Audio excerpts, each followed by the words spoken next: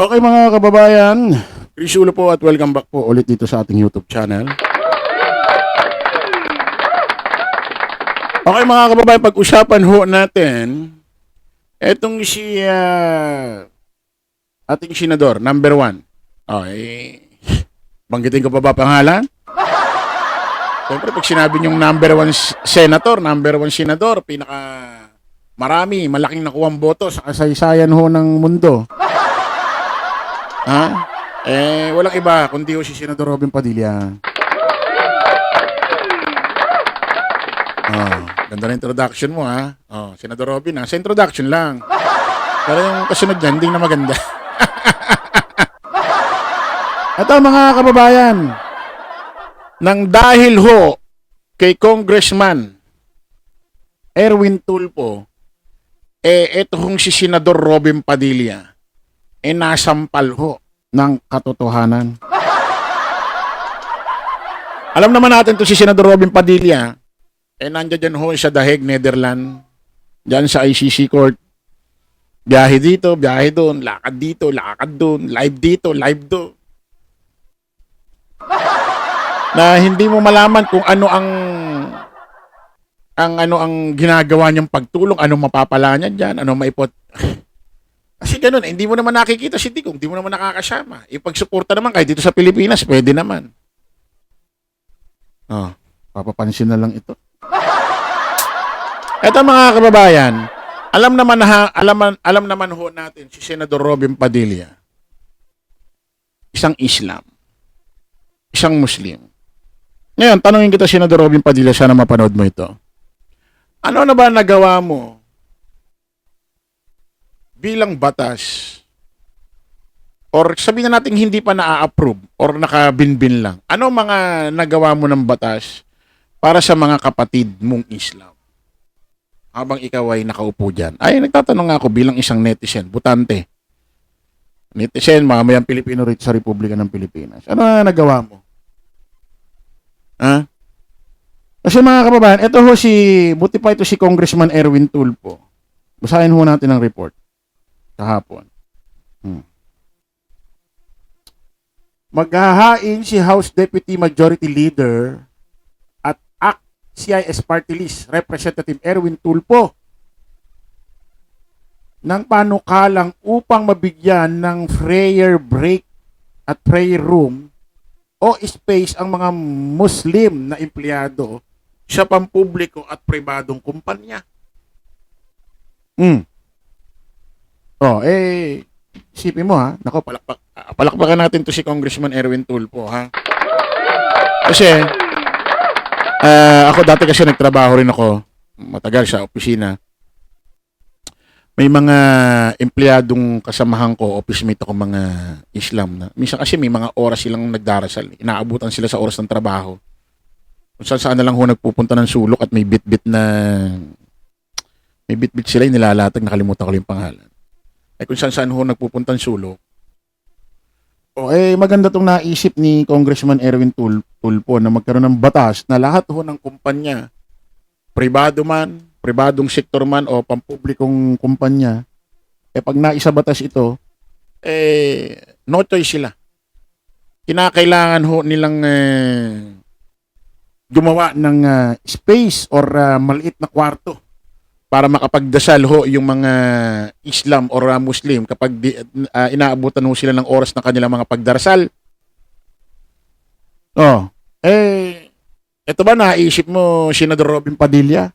Wala kasing iba kung iniisip kundi si Digong eh.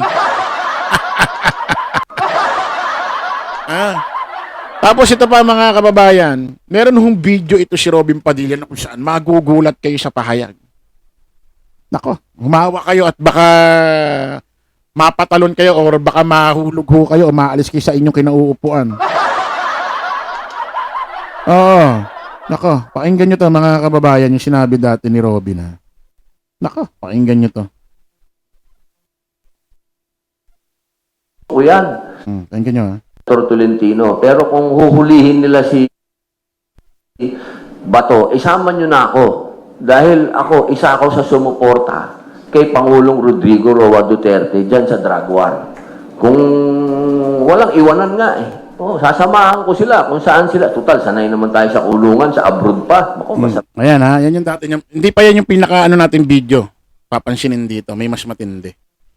Oh, ito ho yung viral trending sa kanya na kung saan nangako siya na kapag nakulong daw si Bato, si Digong, sila, kasama niya raw sa kulungan, tayo pa, sanay tayo sa kulungan, sa ibang bansa pa, maganda yan, masarap ang pagkain. Na, ito, pag narinig to ng mga DD shit, bibilib ka eh. Mabobola ka eh. Oh, kasi nga, tanga ka nga eh. Pero kung gagamitan mo ng utak, nalalima mo yung pag-iisip mo dito sa kanyang sinabi, binanggit ko na to dati, hindi pwede mangyari ito eh. Yung sasamahan mo sa kulungan si Digong, bakit parang mo siya sasamahan, wala ka namang kaso? Bakit ka ikukulong ng taga ICC court? Di sila pa nakakasuhan pagka ikinulong ka. Ano reklamo siya yun? Actually, si Bato, kahit mababaan na ng warrant of arrest, hindi niya rin pwede masamahan si Digong sa kulungan eh. Bakit? Hiwalay-hiwalay yan eh. Bawat kulungan, isang tao lang eh. Hindi naman katulad dito sa Pilipinas yan, hanggat kasya, ipasok lang na ipasok yung bilanggo. Hindi naman ganun yan dyan. Kaya, kung tanga ka, bibilib ka sa sinasabi ni Robin eh. Pero pag ginamitan mo nga ng utak, yung ganitong banat, ganitong boka, buladas lang ito eh. Pampabilib lang ito eh. Masarap lang pakinggan sa tenga to, pero reality, di naman pwede mangyari ito. Kasama mo si Digong sa kulungan. O sige nga, ngayon, nasasamahan mo ba? Di ba nasa kalsada ka lang? Oh, ultimo yata doon sa labi ng ICC court, di ka yata makapasok eh. Oh, may banyo yata doon, di mo magamit eh, kasi nasa labas ka lang eh. Oh, ay mga ganitong boka mo dati, buladas lang ito. Oh, ano pa matinding sinabi niya rito, pakinggan nyo. pagkain doon. Yung ibinabato sa atin ng ICC, nakaka-insulto to. Hindi ito dapat tanggapin nating mga Pilipino na magaan nito. Parang sinasabi nito na tayo ay mga engot. Tayong mga Pilipino engot dahil hindi natin alam na yung gobyerno natin hindi tumatakbo ng tama. Pangalawa, yung mga nasa gobyerno natin, isa't kalahating engot din. Mahirap na. Dahil sa stress at puyat, Ayan mga maraming kababayan. nutrients ang Ayan mga kababayan, para daw sinasabi ng ICC court na yung mga taga-gobyerno daw engot, mga tao rito engot. Na kung saan, wala naman sinasabing gano'n ng ICC court. Sarili niya lang unawa yun. Sarili niya lang unawa yun. Ibig sabihin ba pag inaresto si Digong, tapos naglabas ng warrant of arrest ng mga panahon na yan kasi wala pa. Ibig sabihin engot ang gobyerno. Huwag mo kalilimutan, Mr. Senator Robin Padilla, membro tayo ng ICC Court from 2011. Tinanggal 2019, kung di ako nagkakamali. Bago tinanggal ni Digong yan, may nangyari ng war on drugs extrajudicial killing. At pinaniniwalaan nagkaroon ng crimes against humanity.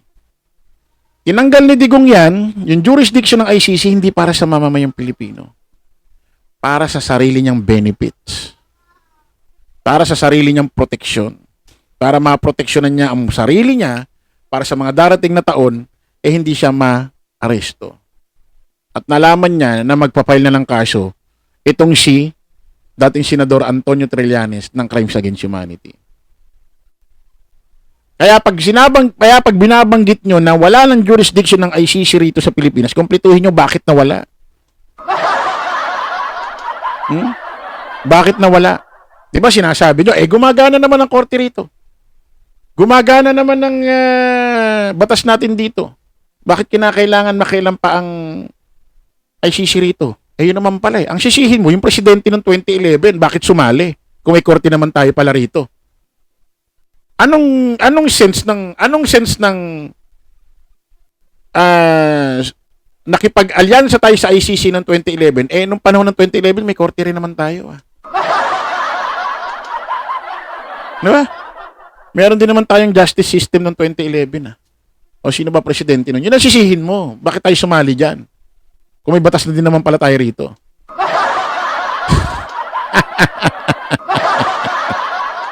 Senador. Kaya pag sinasabi nyo walang jurisdiction ng ICC rito sa Pilipinas, kompletuhin nyo ang storya bakit nawala. Kaya nawala, tinanggal ni Digong para sa sarili niyang proteksyon. Dahil alam niyang may mga magkakaso sa kanya.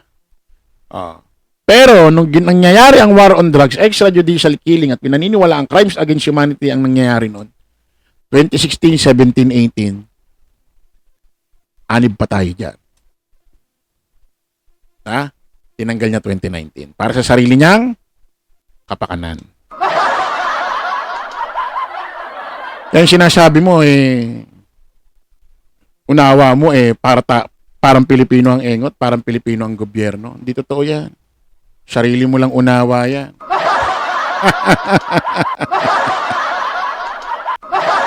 Okay, maraming salamat po mga kababayan. Kita-kita ulit tayo sa panibagong live, panibagong vlog.